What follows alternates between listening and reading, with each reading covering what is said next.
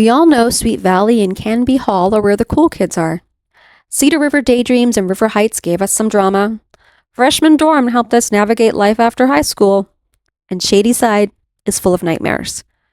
In the late 80s and into the early and mid 90s, the YA market was flooded with teen books filled with drama, outrageous storylines, relationships, and sometimes a few spooky tales. If you watched my last video about the CBS series Freshman Dorm, you know that I'm really into reading the Freshman Dorm book series that inspired it.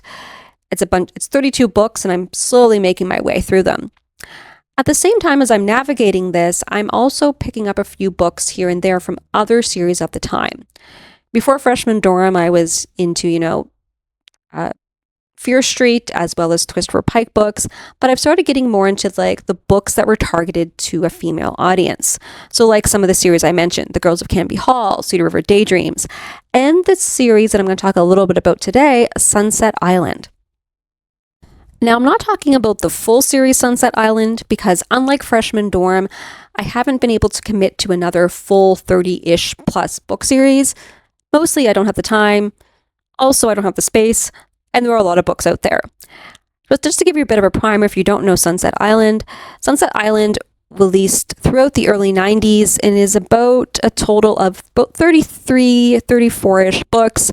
It follows a group of girls as they become au pairs and nannies to several rich families on an island called Sunset Island. So they're navigating their everyday life, their jobs, relationships, drama, everything in between. Like the Freshman Dorm series, which saw the word freshman be paired with whatever they seem to pull out of a hat, Sunset Island is the same thing. Along with the first book, Sunset Island, the titles range from to Sunset Scandal, Sunset Surf, Sunset Deceptions, Sunset on the Road, Sunset Wishes, Sunset Heart, etc., etc. Now, because I couldn't really commit to more than one book, I did read the first one. I liked it. I thought it was pretty good for the time period. Of course, there are things that don't really float well today. But then I noticed there are also two spin-off series for Sunset Island. The first is Club Sunset, which focuses more on a few younger characters and is geared towards more of a tween audience. Think of this as something like Babysitter's Little Sister or Sweet Valley Twins. And the second, which we're going to be talking about today, is the Sunset After Dark series, or trilogy, I guess. I don't think it was supposed to be a trilogy, but we'll call it a trilogy because there are only 3 books. When I picked up this book and its 2 sequels, Sunset After Hours and Sunset After Midnight, I thought, great, this is a short little series I can get into without having to commit again to such a large amount of books.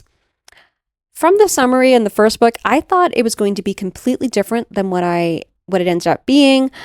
So I'm going to read to you that book summary. I'm going to talk about what I was expecting, what happens in Sunset After Dark and the other 2 books. And you're going to see why I was like, when I finally realized what was going on, it was, okay, I guess we're going there and we're going to stay there. Because again, took that line and completely ignored it. Summaries of all 3 books. The first, Sunset After Dark, the author of Sunset Island presents the first book in a new series starring Darcy Laken, a girl with an eye for what others can't see. Hired to take care of her friend Molly after a hit-and-run accident confines her to a wheelchair. When the brakes go out on Darcy's van, she's sure it has something to do with Molly's accident. In the second book, Sunset After Midnight, Molly is finally coming out of her shell, thanks to a burgeoning romance with a boy who works at the Sunset Island stables, but her friends worry she might also be in danger. In Sunset After Hours, rediscover Sunset Island in Sunset After Hours, the riveting third book in Sunset After Dark, the new series about Darcy Laken. She's a girl from the wrong side of the tracks, with an eye for what others can't see. So from those 3 summaries, my first impression was that, okay, this is maybe like a Veronica Mars-esque mystery, a little bit of Sherlockian stuff thrown into it because she can see what others can't see. So I knew it was going to be a mystery series. That itself is true. It's a mystery series. There are 3 mysteries that Darcy and Molly and a few other characters solve throughout the series. The first is who caused Molly's accident. The second is who is trying to kill a bunch of horses at the stables. And the third is a little bit more tackles a more serious issue. Trigger warning if you do tackle the series. The third book deals a bit with sexual assault. But in the third book, they're trying to figure out what happened to these girls that have gone missing on Sunset Island. So from that, again, from those summaries, you think, an interesting little teen mystery series. And that's what I expected going into it. Again, that Darcy had a keen eye for detail, that she's able to solve puzzles really well, and that her and Molly are teamed up to do what they can do. That's kind of what I got into. Within the first few pages of Sunset After Dark, I realized that line I mentioned was non-existent in this universe, and that Darcy maybe is good at puzzles, but she also has an eye for what others can't see because she is psychic. The storyline that they go with is that Darcy is a psychic mystery solver. Now, to each his own with what you believe, but I was not expecting psychic mystery solver to be in my teen book series.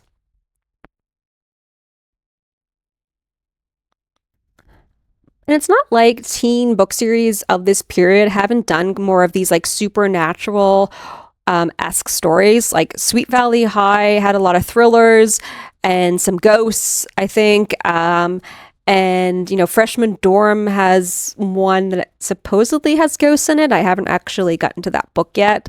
So there are some supernatural aspects to these series, but they're not in the main continuity. They're the super specials and the thrillers and things that are just kind of to give people something a little different to read.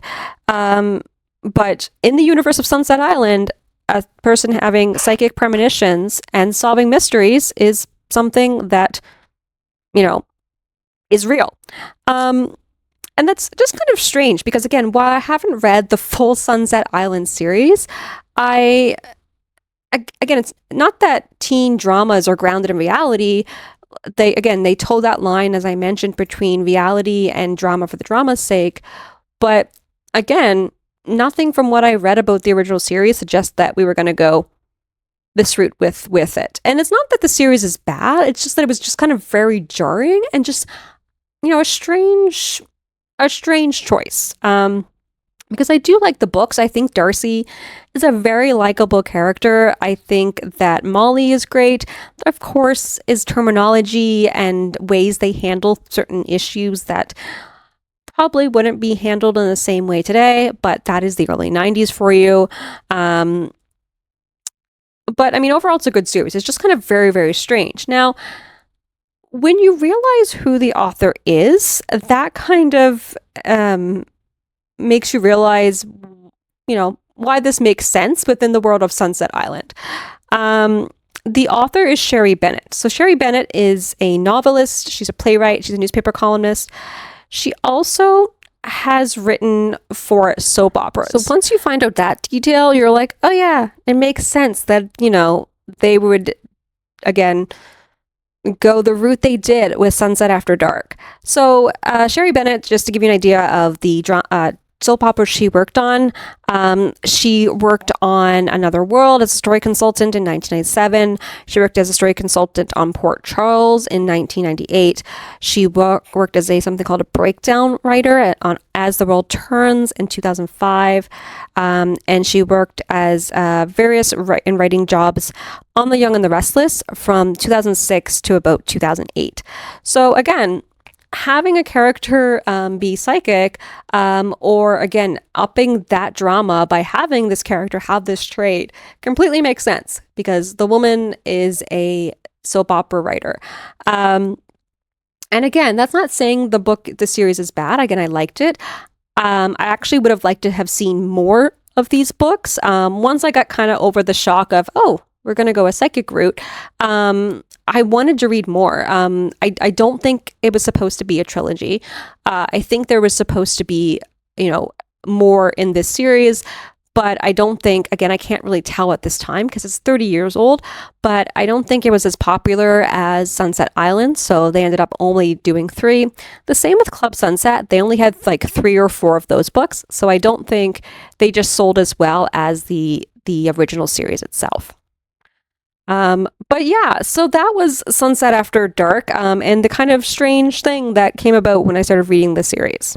If you stuck with me till the end, thank you so much. I know this is different than my usual content, but I wanted to do something that was light and fun as I ease back into videos after being away. If you did like this, please give me a thumbs up or leave me a comment, as if there's interest, I might do some more 80s and 90s teen book retrospectives. I had a lot of fun kind of thinking about what I read and kind of giving my thoughts on it. If you're looking for my regular stuff though, don't worry, I'll be back in December with some holiday content. See you then.